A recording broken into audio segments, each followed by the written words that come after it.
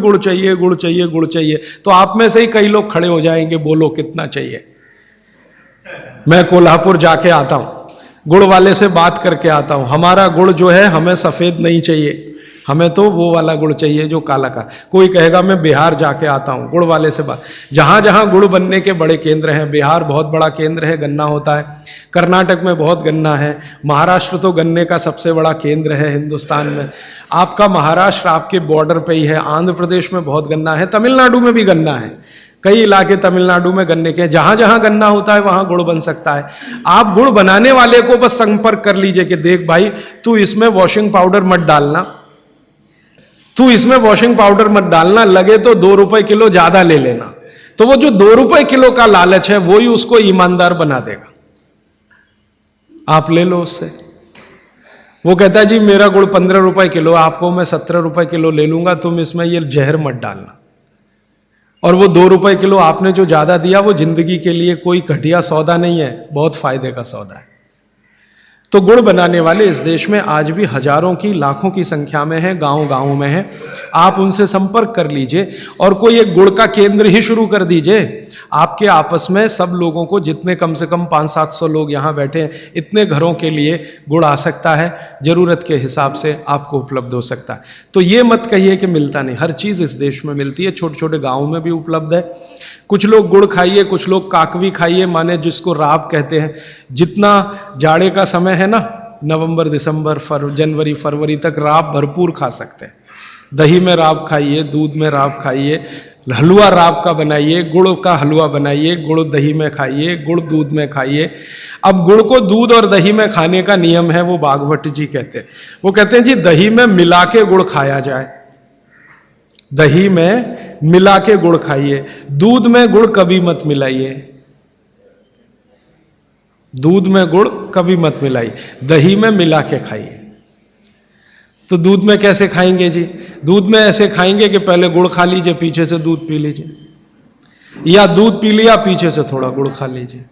दूध में गुड़ मिला नहीं सकते, और दही में कभी भी बिना मिलाए मत खाइए। आप में से कोई बिहार वाले हैं ना, तो वहां पर एक बहुत बढ़िया व्यंजन मिलता है, उसका नाम है दही चूड़ा। दही चूड़ा ही कहते हैं, चूड़ा। ये मिथिला में मैंने खाया और ऐसा अद्भुत है जो दुनिया में शायद कहीं ना हो। मिथिला में, मिथिला माने एक एरिया है बिहार का, करीब 8-10 जिले उसमें आते हैं। उन जिलों में जब भी आप जाएं तो मेहमान को वही परोस के लाते हैं। तो मैं भी मेहमान जैसा ही रहता हूं, तो मुझे हर घर में दही चूड़ा मिलता है। तो वो दही डाल के लाते हैं, ऊपर से गुड़ डाल के लाते हैं, दही के ऊपर गुड़ रहेगा। तो मैंने कई बार कहा कि अलग प्लेट में गुड़ ले आओ, तो वो कहते नहीं नहीं, आपको फिर खाना नहीं आता दही चूड़ा। तो पहले मुझे सच में नहीं मालूम था। अब जब ये मुझे पता चला बागभट्ट चिकित्सा का, तब मेरी अकल में आया कि वो सब बागभट्ट के चेले हैं, दही में गुड़ मिला के पहले से ही चिवड़ा पे रख के लाते। तो दही में गुड़ मिला के ही खाइए। अगर आप दही खा रहे हैं तो गुड़ मिला के ही खाइए, तो दही के कई दोष जो आपके लिए अनुकूल नहीं है वो भी खत्म हो जाते हैं। और दूध में गुड़ कभी भी मत मिलाइए। एक जगह तो वो ये कहते हैं कि दूध खाली पी लीजिए, गुड़ आगे पीछे खा लीजिए, वो ज्यादा बेहतर है। तो गुड़ खाइए, मेरा कहने का मतलब ये है। अब गुड़ के कितने प्रिपरेशन है हमारे घर में? गुड़ का, तिल का प्रिपरेशन एक है, तिल पट्टी कहते हैं, गजक, गजक। तो भरपूर गजक खाइए।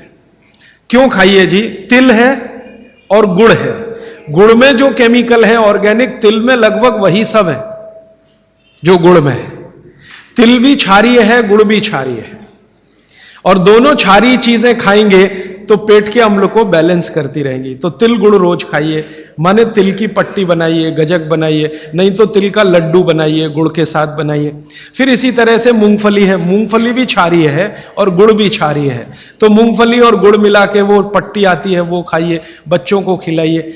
और आपके पास जो भी प्रिपरेशन है गुड़ तिल के, गुड़ मूंगफली के, वो सब बनाइए। और ये जो 3-4 महीने हैं, नवंबर, दिसंबर, जनवरी, फरवरी तक भरपेट खाइए, भरपूर खाइए, क्योंकि इस समय आपके शरीर को इन्हीं की जरूरत है। तो कफ जिंदगी से बहुत दूर रहेगा। तिल खा रहे हैं, गुड़ खा रहे हैं, मूंगफली खा रहे हैं, कफ बढ़ने की बिल्कुल संभावना नहीं, तो जिंदगी में कफ के रोग आने की संभावना नहीं। अब जानते कफ का सबसे खराब रोग क्या है? मोटापा। मोटापा कम करना है तो भरपेट गुड़ खाइए, भरपेट तिल खाइए, भरपेट मूंगफली खाइए, मोटापा भी कम हो जाएगा।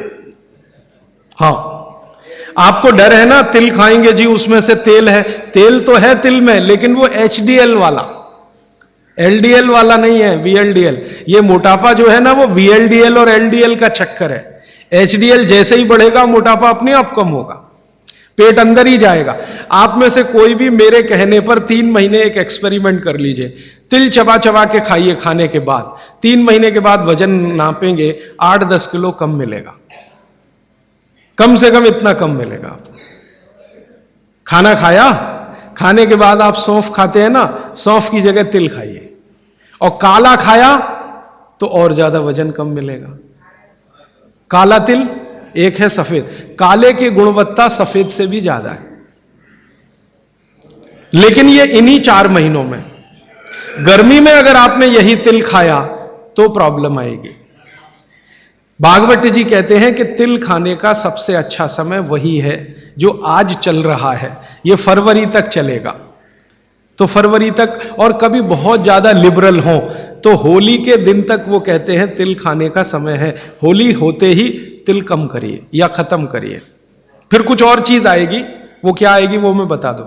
लेकिन आप ये करके देख लीजिए, 4 चीजों को ज्यादा उपयोग आप करेंगे, वजन आपका कम होता जाएगा, पेट का अम्ल कम होता जाएगा, घुटनों के अंदर का जो कई बार कहते हैं ना डॉक्टर यूरिक एसिड जमा हो गया जी, यूरिक एसिड। यूरिक एसिड क्या है? अम्ल ही तो है। तो ये यूरिक एसिड आपको कम करना है, तो गांठ के सब जो माने जोड़ों के दर्द आपको कम करने हैं, तो इनके लिए ये सब चिकित्सा बताई है। तिल है, गुड़ है, और मैंने एक चीज बोली थी कि अगर आप जैन नहीं हैं तो शहद है। शहद में भागवत जी कहते हैं छोटी मधुमक्खी का शहद, बड़ी का नहीं। तो शहद लाएं तो उसको पूछ लीजिए। तो एक हिस्सा हो गया कफ का। अभी दूसरा पित्त का हिस्सा। पित्त का हिस्सा बहुत क्लियर है, एकदम स्ट्रेट फॉरवर्ड है कि घी ज्यादा खाएंगे पित्त आपका हमेशा सम रहेगा। और ज्यादा घी खाने का जो समय है वो बारिश के दिनों में और ये जो गर्मी के दिन होते हैं ना, उस समय घी ज्यादा खाइए ताकि पित्त को कंट्रोल करके रखे। और वात के लिए मैं पहले ही बता चुका हूं, शुद्ध तेल। अभी ये जितनी बात है आप सोचो कितनी सरल है, बस हमें अपनी जीवन शैली में थोड़ा बदलाव करना है। जीवन शैली में बदलाव से पहले मन में संकल्प लेना है कि जी हम तो ऐसे ही चलेंगे, दुनिया जिधर जाए जाए, हमें उससे मतलब नहीं, हम तो ऐसे चलेंगे। तो ये 3 चीजें अगर आपने देख ली तो बहुत अच्छा है। अब थोड़ा आगे चलें। अब और दूसरी चीजों पे मैं चलता हूं कि और कौन कौन सी चीजें हैं जो आपके आसपास हैं और आपके वात पित्त कफ तीनों को सम पे लाने में मदद कर सकती है। ये तीनों समभाग में रहें तो अच्छा होता है। और कौन कौन सी चीजें हैं? तो भागवत जी कहते हैं रसोई के बाहर जाने की जरूरत ही नहीं, सब वहीं है। भागवत जी ने एक सूत्र लिखा है, दुनिया का सबसे बड़ा औषधि केंद्र हमारा रसोई घर है। सबसे बड़ा औषधि केंद्र रसोई घर है। अब दुर्भाग्य से हम रसोई में जिनको मसाला कहते हैं ना, मसाला, वहां मसाला कुछ नहीं है, सब औषधि है। मसाले का और औषधि का अंतर मालूम है? ये मसाला तो शब्द ही भारत का नहीं है, पहले तो ये बता दूं। ये अरबिक शब्द है, फारसी से अरबी में आया, अरबी से हमारे घुस गया, हिंदी में और जगह जगह घुस गया। ये विदेशी आए तो ये शब्द भी आया। हिंदुस्तान में 17वीं 18वीं शताब्दी का साहित्य जब मैं पढ़ता हूं तो जब तक मुगलों का राज्य रहा तब तक मसाले शब्द का बहुत उपयोग है। मुगलों के राज्य के पहले एक भी जगह किसी भी शास्त्र में मसाला नहीं है। चरक संहिता पढ़ी मैंने, कहीं भी मसाला नहीं है उसमें। सुश्रुत में कहीं मसाला नहीं है, भागवत की कहीं मसाला नहीं है। पुराने जितने लेखक हुए हैं ना 10वीं शताब्दी के पहले के, कहीं भी किसी ने मसाले शब्द का इस्तेमाल ही नहीं किया। हर जगह है तो औषधि है, औषधि औषधि, जीरा औषधि, धनिया औषधि, ये औषधि के रूप में है। तो इनकी जो प्रॉपर्टीज हैं रसोई घर की औषधियों की, ये सब आपके चिकित्सा के लिए है। अब मुझे समझ में आता है कि हमारे पुराने जमाने की माताएं बहनें, जो हमारी दादी हैं, नानी हैं, उन्होंने अपनी अपनी बेटियों को जो कुछ सिखाया, सब्जी बनाना तो क्या क्या डालना, जीरा चाहिए, धनिया चाहिए, हींग चाहिए,